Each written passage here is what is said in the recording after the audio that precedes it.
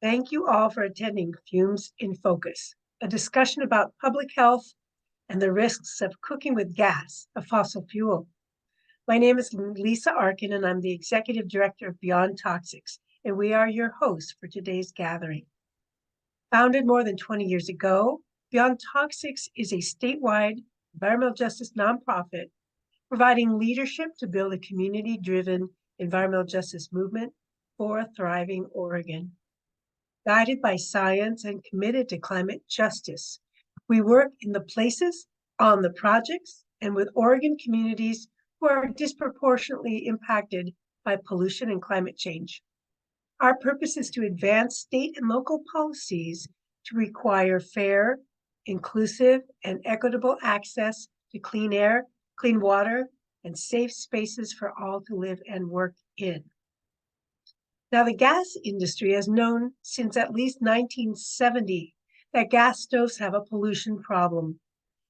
Instead of warning the public, the American Gas Association hired the big tobacco PR firms to develop a strategy to manufacture controversy over the established health research. We know just how much damage this misinformation campaign has done over the years. And as a result, communities don't know that cooking with gas fills their home with many of the same pollutants as car exhaust or an oil refinery. We decided to undertake this study on air pollution from gas stoves because we saw a gap in the scientific literature. Many other studies have found a link between gas stoves and unhealthy air quality, but too few studies have worked to make that information more accessible to the public and help communities visualize the impacts within their own homes.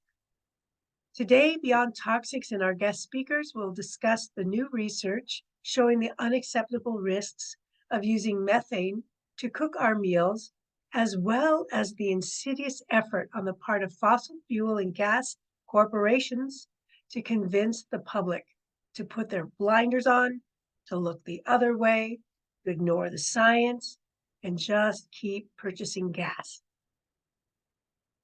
Our speakers today are Mason Leavitt, GIS and Spatial Data Coordinator for Beyond Toxics, who will discuss our indoor air study. Followed by Eugene Mayor Lucy Vinis, who will discuss responses from local governments. We'll also be joined by Oregon State Representative Khanh Pham, Oregon District 46. Representative Pham is a member of the House Climate, Energy, and Environment Committee and the co-chair of the Joint Ways and Means Subcommittee on Environment and Natural Resources. We will also be joined by Oregon State Representative and the former Mayor of Milwaukie, Oregon, Representative Mark Gamba from District 41. He is also a member of the House Climate, Energy, and Environment Committee and co-chair of the Legislative Environmental Caucus. Again, thank you for being here with us today and for your interest in the public health implications of bringing methane, a fossil fuel, into our homes and living spaces. Thank you, Mason, and I'll hand it off to you.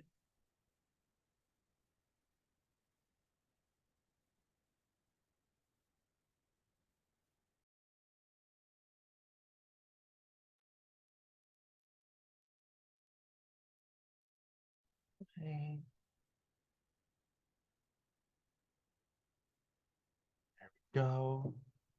Hi, everyone. Thank you for being here. And thank you, Lisa, for introducing me. My name is Mason Leavitt. I am Beyond Toxics Spatial Data and GIS Coordinator. And I am here today because I was the lead author for Fumes in Focus. First, I'm going to talk about our study goals and methods. Then I will go over pollutants related to gas stoves and our most important findings. Please ask clarifying questions in the chat, but keep more substantive questions till our formal Q&A. I encourage you all to read the full report, which John will link in the chat. Although health risks of gas stoves are documented by scientists and regulatory agencies, they are not always well known to the public. Our primary goal, as Lisa said, was to engage participants in the science of indoor air quality and enhance public awareness around the issue. In each home, we brought 2 pieces of equipment to visualize the impact of pollution from burning fossil fuels to power cooking equipment. First, we used a GF320 FLIR camera, which uses optical gas imaging to detect air pollutants associated with the transportation and use of fossil fuels. These cameras are an EPA-approved, industry-standard tool used to detect leaks and fugitive emissions in fossil fuel extraction and transportation. One example is pipeline leaks. We use this camera to be able to visualize the way pollution from gas stoves moved around the kitchen and whether or not it was adequately captured by ventilation exhaust systems. The second tool we used was a Flow2 air quality monitor, which we used to measure nitrogen dioxide, or NO2, and volatile organic compounds. The Flow2 can quantify the amounts of air pollution in the air and help us understand the potential health impacts of nitrogen dioxide specifically. Throughout our process, we emphasized the experience of the participant. We involved residents as much as possible. We asked what they wanted to know, had discussions around their history with different appliances, roped in family members of all ages, and helped them understand our process and the results we found in their home. Gas stoves produce a wide variety of hazardous air pollutants. It's essential to note that the United States does not regulate indoor air quality at all at a federal level. Nitrogen dioxide, or NO2, is the most well-known of chemicals produced by fossil fuel-powered stoves. It is a criteria air pollutant regulated in the outdoor environment by the Cleaner Air Act, and it is well known to cause and exacerbate asthma. Carbon monoxide is most commonly known to cause suffocation in high dosages. In Oregon, homes are required to have alarms that alert residents for deadly concentrations of carbon monoxide, but not chronic exposure to lower but still unhealthy levels of CO. Burning gas also produces PM 2.5, which we most commonly associate with wildfires. PM 2.5 has been found to correlate with onset of dementia, harm to the cardiovascular system, increased rates of strokes, and damage to the respiratory system. Carbon dioxide and methane are released into the atmosphere during the use of gas appliances. In fact, methane is the primary ingredient of natural gas, comprising 70 to 90% of all gas. CO2 is well known for its impact on climate change, which does exacerbate health problems and create public health emergencies. But methane is actually 82 times more powerful in terms of its harm to the climate and contribution to climate change. Lastly, burning any fossil fuel, including gas, creates volatile organic compounds, also known as VOCs. Benzene is probably the most infamous of these. Benzene is known to cause cancer and exacerbate asthma symptoms and damage immune systems. Scientists have compared the amount of benzene produced by gas stoves to be that of the equivalent of secondhand smoke from cigarettes and continuously breathing in those toxins. Formaldehyde and ethylbenzene are 2 more examples of VOCs associated with the use of gas stoves. They are both likely to cause cancer, but not confirmed, and they also harm respiratory health. These are 3 examples of at least 22 documented VOCs related to the use of fossil fuel appliances. One of our most important findings is that nitrogen dioxide and VOCs produced by gas stoves do not stay in the kitchen.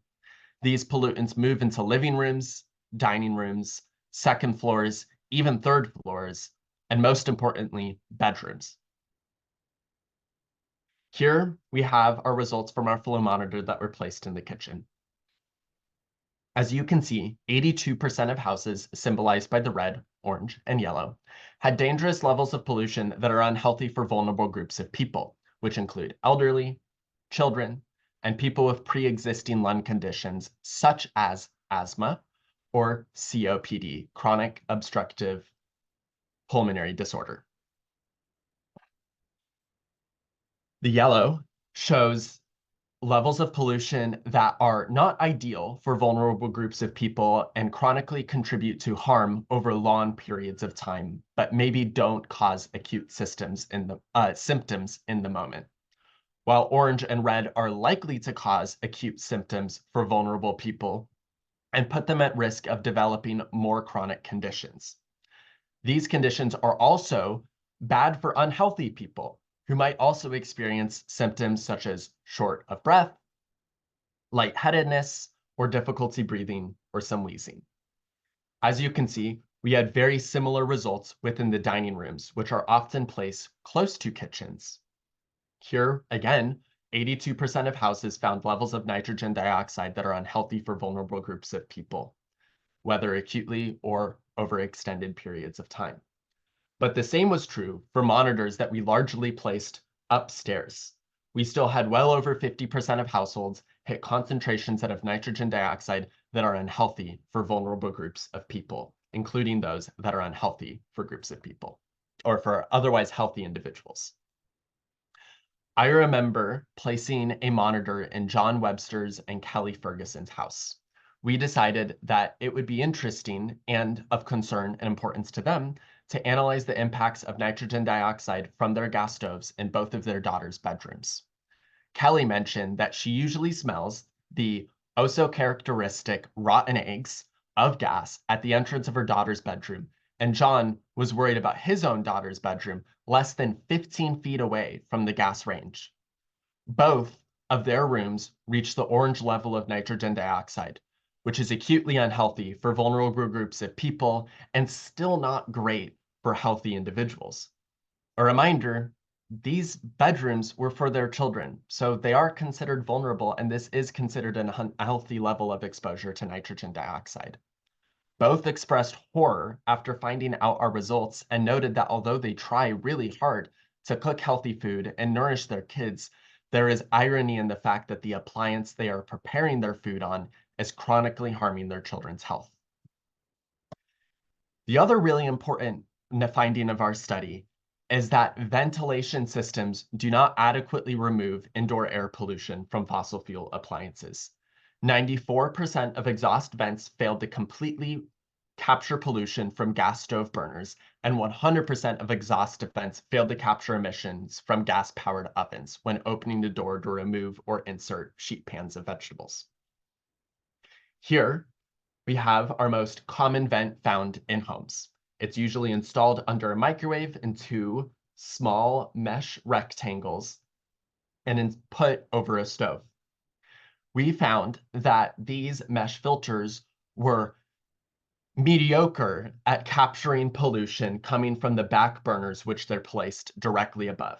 The back burners did have some fumes get caught in here, but we also noticed still a substantial amount of fumes coming and wrapping around the sides of the cabinet doors or the front of the microwave.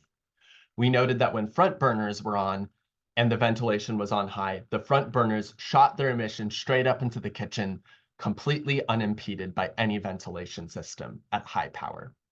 The same thing was true of downdraft vents, another common form of ventilation exhaust for gas stove burners. Again, burners that are right against the downdraft vent had their pollution captured pretty well, but burners further away from the vents shot up their pollutants straight and unimpeded. One of the homes we found to be more effective in their capturing of pollution from gas stoves had an industrial-style hood, which fully extended over the full surface area of the stove and covered all four burners, and it had a catchment basin which captured pollution before it was sucked up out of the home.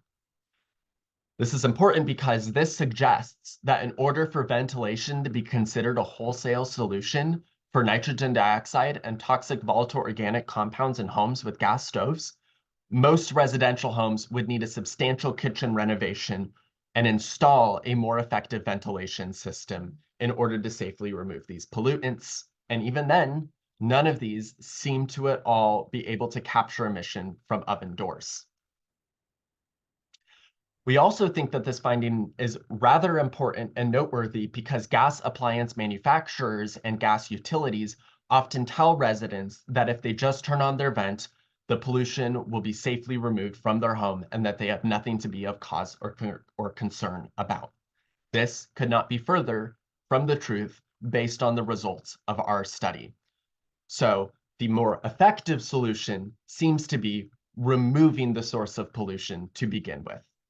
Not to mention that even in a world where every home had adequate 100% working ventilation, we would still be moving the toxic nitrogen dioxide and volatile organic compounds to the outside, where it would contribute to ground level smog and still cause climate change related problems. Lastly, we also thought it was noteworthy that 100% of homes saw an increase in total volatile organic compounds of cooking. Based on other studies, we suspect that these volatile organic compounds comprised of benzene, toluene, ethylbenzene, xylene, formaldehyde, and the other earlier 22 mentioned volatile organic compounds. However, the device we use does not tell us which volatile organic compounds we are detecting. They only tell us the total amount being detected. So we can't quite cleanly link these to health outcomes, but it's more than likely that these are toxically contributing to the indoor air quality problems we have talked about. We also found that 88% or 15 of 17 homes experienced increases in nitrogen dioxide that scientists have found to cleanly associate with increased symptoms of asthma for children.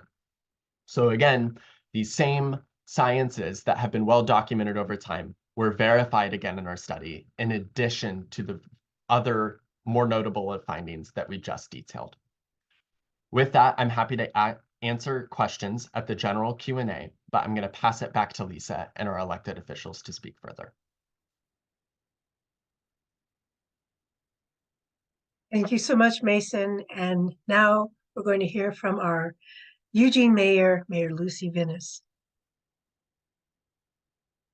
Thank you so much for that really compelling presentation, and thank you all of you for taking the time to see the video and to present this morning. I am happy and appreciate the opportunity to be part of this media outreach. I am Lucy Vinis. I am proud to be the mayor of Eugene, a city that continues to lead the way in responding both to the climate emergency and to public health. And as a leader, the city of Eugene has drawn more than our share of opposition from the fossil fuel industry, particularly Northwest Natural.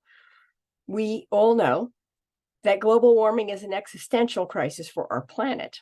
And it is also clearly an existential crisis for business as usual in the natural gas industry. But I believe we are at a tipping point, and gas companies know this. They know that 2023 is poised to be the hottest year ever recorded.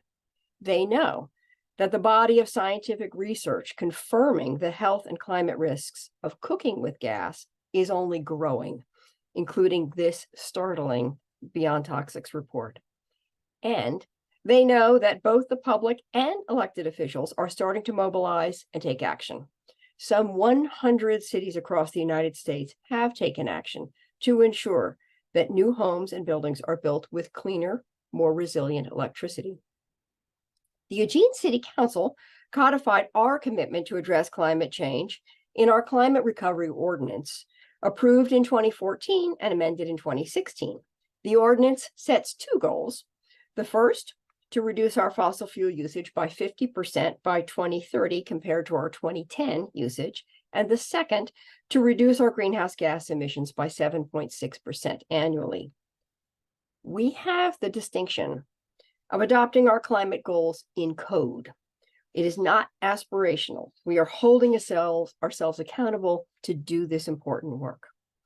In 2020, after working closely with many members of the community, including major community partners and an equity panel to hear the concerns of underserved members of our community, the City Council adopted the Climate Action Plan 2.0, or CAP.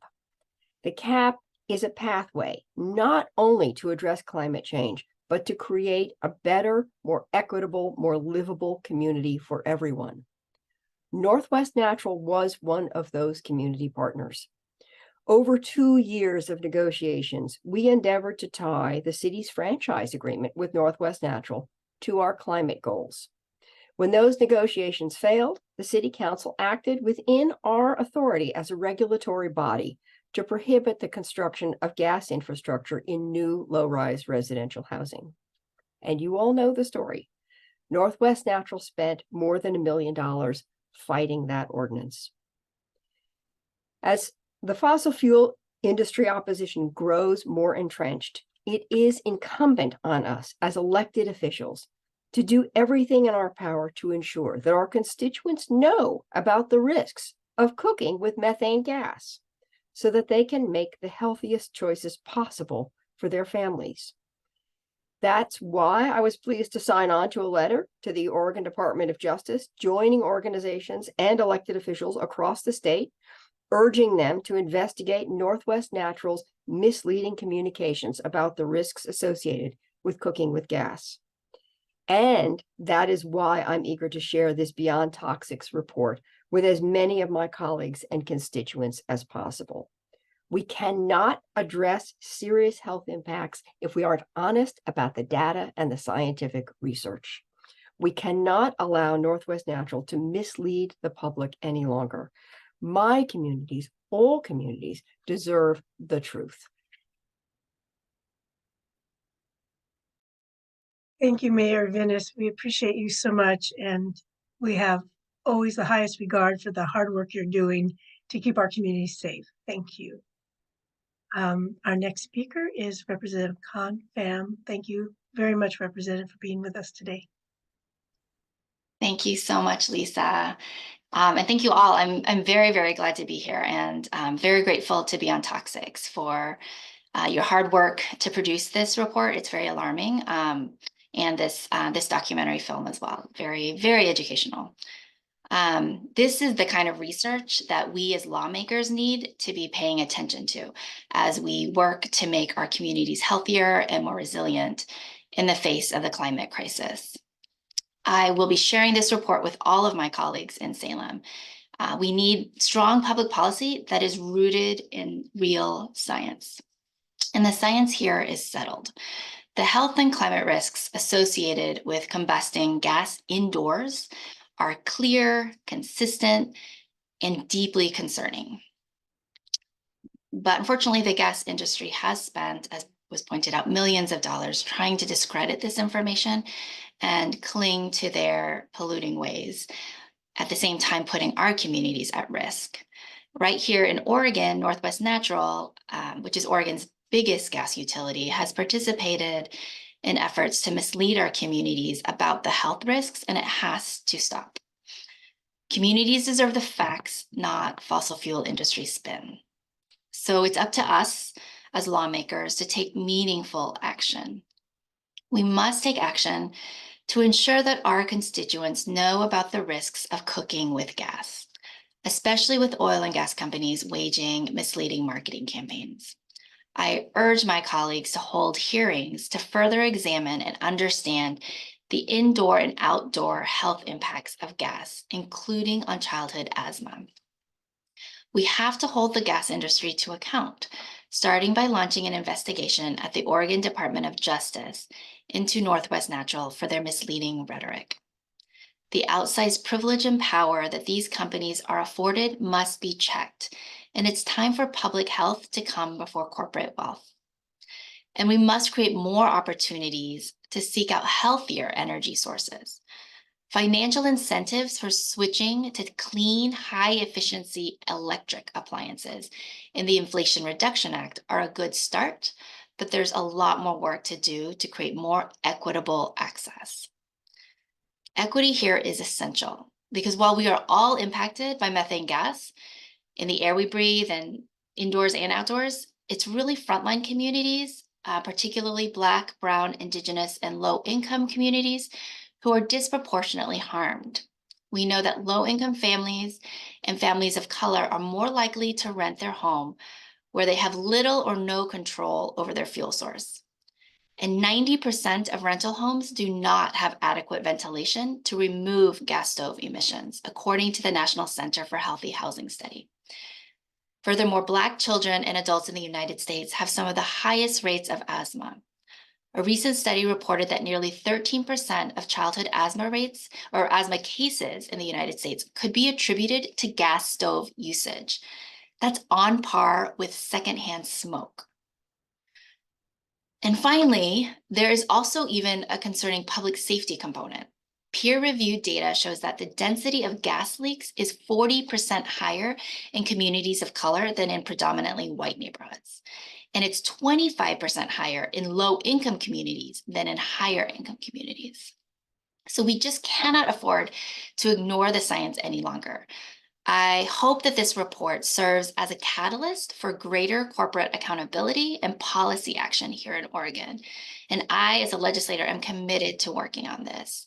The health of our communities and the future of our climate depend on it. Thank you. Thank you, Representative Pham. Beautifully stated. And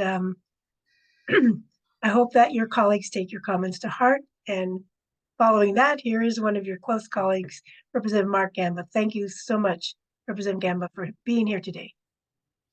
Well, thank you, Lisa, and thanks to your team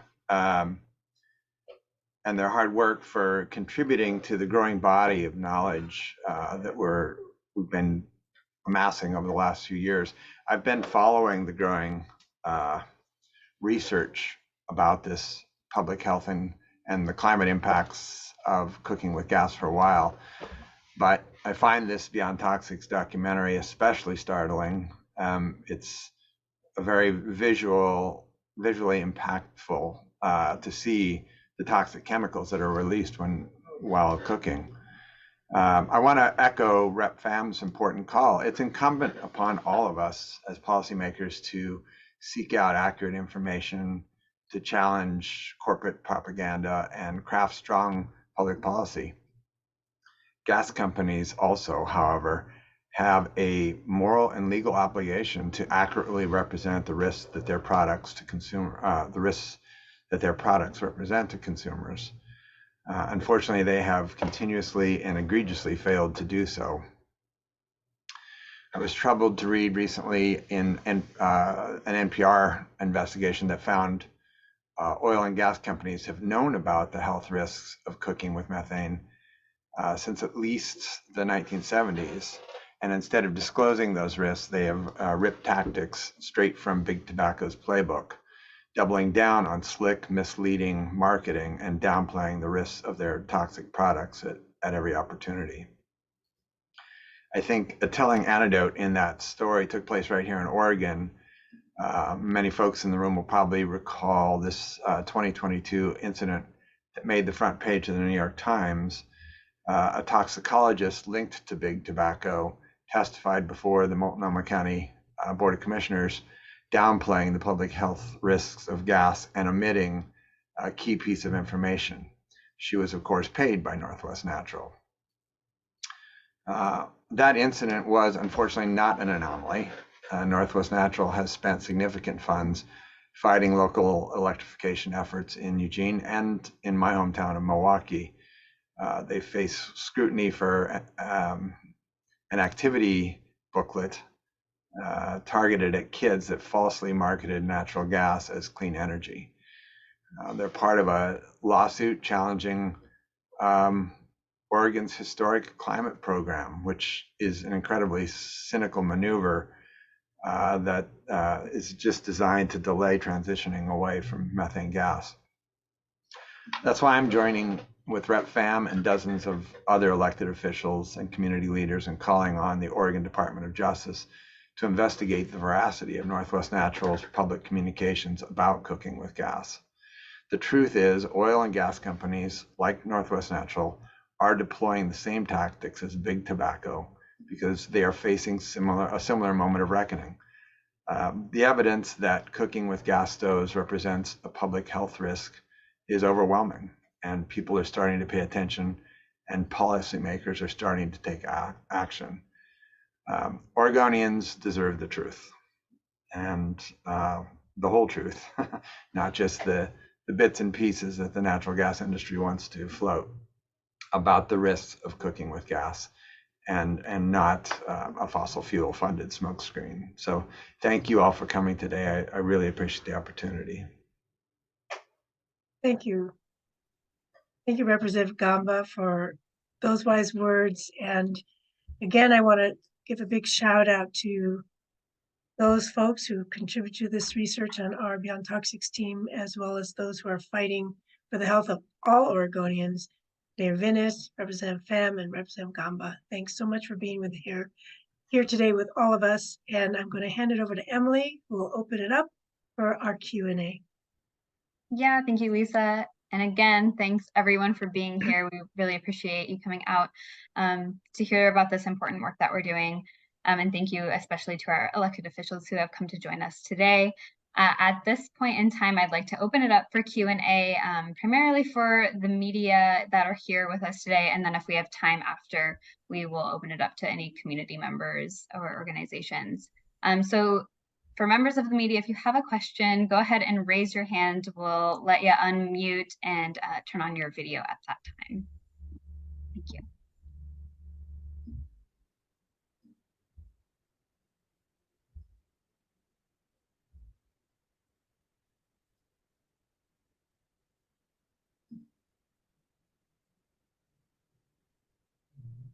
Anybody have any questions? Yeah. I think we've I do have a provided question. so much information. Hi, I have a question. I'm just not sure how to raise my hand. I can't figure it out for some reason. Anyway, so my question is for Mayor Lucy Vinis. I'm from KVAL TV in Eugene. I'm wondering if there is any planned proposals for new legislation, or you guys, is the Eugene City Council planning on pursuing further legislation related to the repealed gas ban earlier this year? Yes, thank you, Tiffany. Thanks so much for asking that question. It gives me a good opportunity to sort of remind people where we are. So we did repeal the gas ban because of the uncertain legal landscape, because of the decision in the Ninth Circuit Court regarding Berkeley's ban that was was a very similar model. So the council at the time that they repealed that ban in July also directed the staff to come back a year later to look at it again, to look at where we are in the landscape. So that's out there. It's on hold. It's been repealed.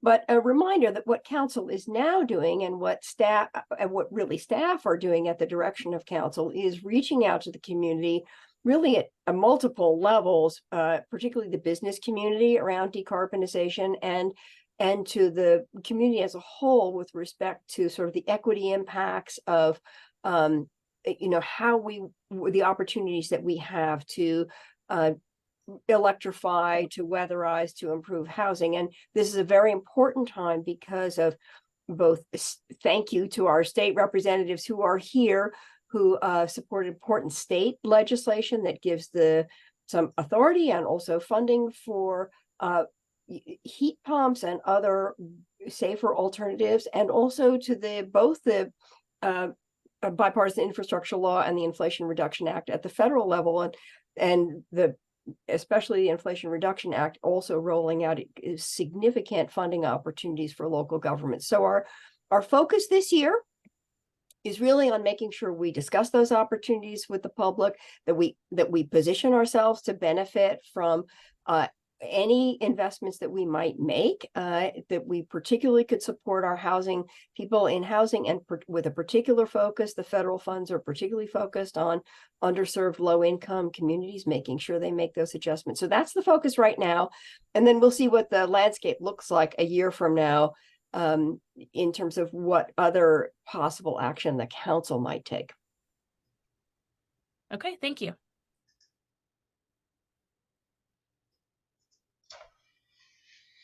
Thank you, Tiffany. Any other questions from the media? Alan, go ahead. Hi, I'm Alan Torres, Register Guard. I guess I was wondering, so you've talked about this letter that I haven't read it yet, but you talked about this letter that you're sending to the DOJ. And I guess I'm curious if any of the people who spoke today have talked to the DOJ or the Attorney General, and what kind of feedback you've gotten from them, if so.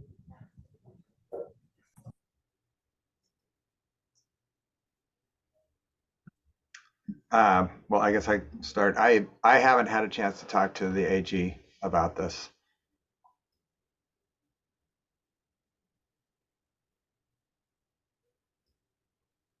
Yeah, and I will say that's the same for me. I have not spoken to the Attorney General about it. Right, and I'll just add, I think those conversations are expected to come up after the letter is received. Great, thank you. Thanks, Alan. Alex, go ahead. Hey y'all, I'm Alex Baumhart with the Oregon Capitol Chronicle. I got a response from the AG's office that they're reviewing it, that they can't offer any sort of timeline for action if they would take it. I know she's been talking with environmental groups for the last few months, especially, but it sounds like since 2022. I'm wondering what, if anything, you expect could change in the next year. And also if the misinformation, the concerns about misinformation are focused on the health impacts, or if there's anything more specific that has to do with Northwest Natural's information to customers about natural gas and climate change.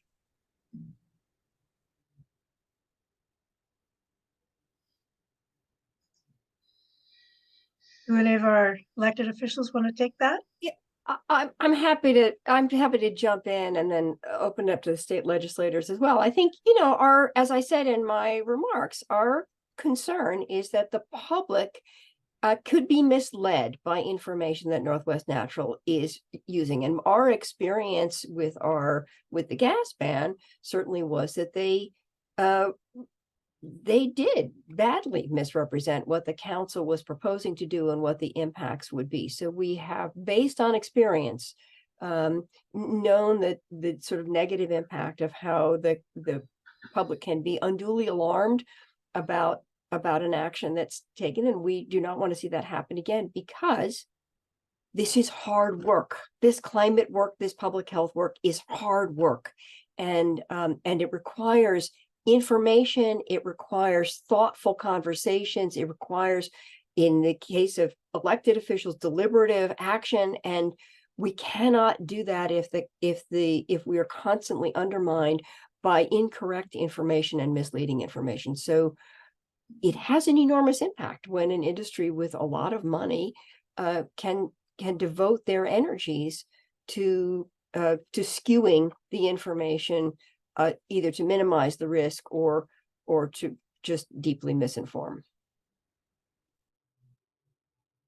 Yes, I would just echo that. I think it's both public health impacts and the climate impacts. And I think, as was demonstrated with Northwest Natural spending about $1 million to overturn Eugene's electrification ordinance, I think they spent hundreds of thousands on just signature gatherers and just having kind of, I think in out-of-state signature gatherers that kind of don't reflect some of the residents. I think it is important to highlight the impacts, both the real climate change impacts of continued use of natural effect gas, as well as the impacts on human health. And Alex, I'd like to offer another thought that hasn't really been touched on, but that is the way Northwest Natural attempts to use other kinds of chemicals as a way to prop up their natural gas infrastructure. And I'm referring specifically to their proposal to blend hydrogen with natural gas in Eugene in targeting an environmental justice neighborhood here in Eugene, which would exacerbate, adding the hydrogen to the methane would exacerbate the problem of explosivity. Not to mention that many of the homes this would be targeted at may have older appliances, and we have no idea of what shape of those appliances are in, what their maintenance history has been. And as Representative Pham said, this would impact mostly low-income folks and communities of color. So we have to also be aware of the false messaging and the sort of unproven ideas Northwest Natural is trying to introduce into our communities, just trying to find ways to keep their infrastructure going and to keep people sort of hooked on gas. I think an important aspect to remember is that these large corporations have virtually unlimited money to message what they want you to hear, what they want people to believe. This is why the average person, even the average environmentalist in a lot of cases, doesn't really understand the impact that methane has on climate. As was pointed out earlier in the meeting today, it's over 80 times more powerful a greenhouse gas, raw methane, when it's released in the atmosphere. And the leakage throughout the system by, I think, 16 different university studies is close to 10%. So 10% of everything that we're actually using is going straight into the atmosphere. And it's a much bigger part of the climate problem than for years has been recognized. And that is due in large part to the fact that the natural gas industry has spent fortunes convincing people that it's a bridge fuel, that it's a cleaner version, that it's all, all these things that they like to say, which is like a piece of the truth, right? But it's not the entire truth. And that's the problem that we're trying to address here. Just that we need to be, climate is so important that we need to be making decisions based on facts and not on propaganda. And that's not what's currently happening.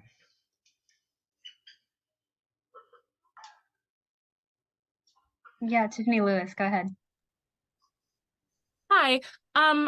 So could Lucy Vinis just sort of clarify her purpose for attending this conference and sort of any specific changes she wants to see on the local level in Eugene?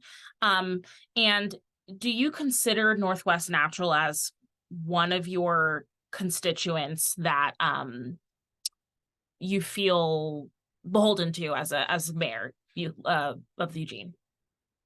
Well, I want to just begin by saying that Beyond Toxics has been and continues to be a very important community partner for the city of Eugene. They have weighed in on many, many important issues over the years. And this is another one where they bring an incredible value to the city of Eugene because they do this research and they do the outreach, and it helps us as we are trying to work on public policy. So I am here because this is an important partner who is doing important research that is of value to the city of Eugene. And that data will help us. I am also here because we have climate work to do. We as we are endeavoring to engage as many community partners as possible. And I did point to the fact that the focus this year really is on that community engagement. And there is a profound focus, deep focus on the business community. I have convened my own Blue Ribbon business panel on economic development where we're having these conversations. We have a sustainability team that is going out sector by sector to talk to the business community. And yes, of course, Northwest Natural is part of that conversation. And, we obviously have been at odds. And so there's not a lot of trust between the two of us, but they're part of our community, and we have many households that are very dependent to natural gas. Mine is one. I still have a natural gas furnace. So there is no question that Northwest Natural needs to be a partner with the city of Eugene as we navigate this transition. And we want them as a partner and not as an opponent.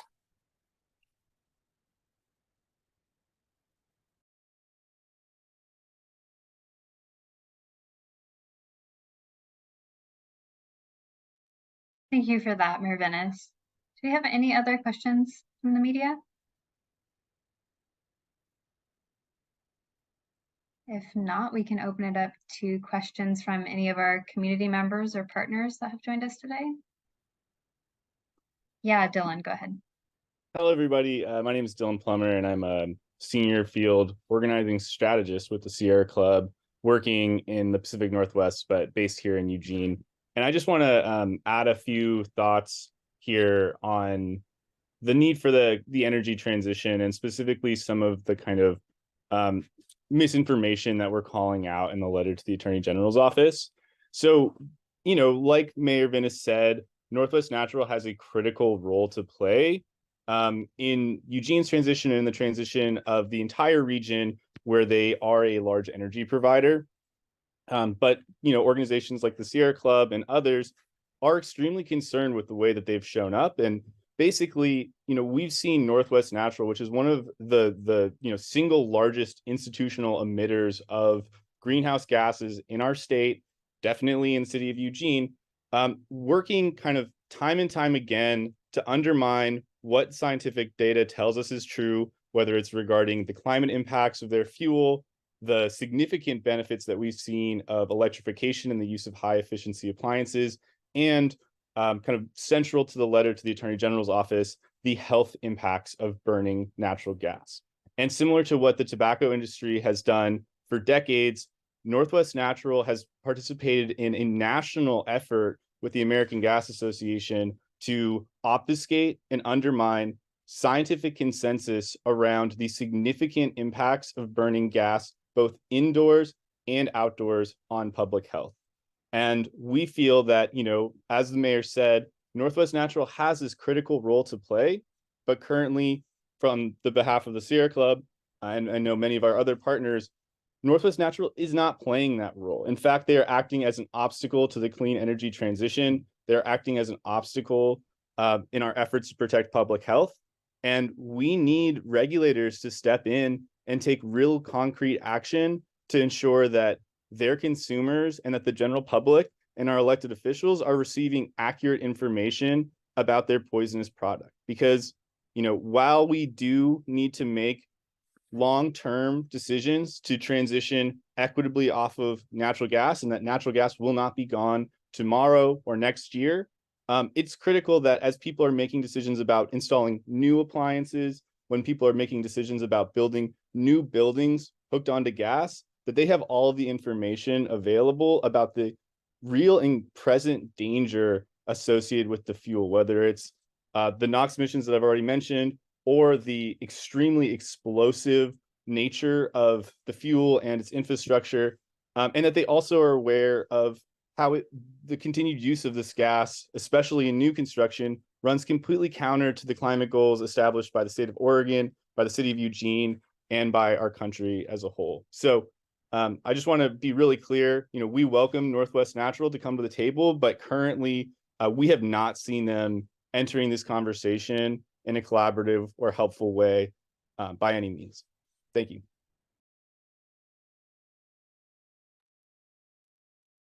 Thank you, Dylan. I'd like to turn it back over to Lisa real quick for some tips from renters, and then if we have any more questions, we can follow up with that. So Lisa, go ahead. Thank you, Emily. And speaking of partners, I do want to encourage folks to contact their local utility, and our local utility here in Eugene is the EWEB Water and Electric Board, EWEB, because they're here to partner with us to help people obtain new efficient electrical appliances and heating systems with rebates and incentives and low interest or zero interest loans. So that's, another way that folks can see if they can help improve their own indoor quality if they currently have a gas run appliance. And we understand that not everyone can switch right away or may not want to switch, and we respect that. So we'd like to offer a few tips if you are a renter or a homeowner using gas.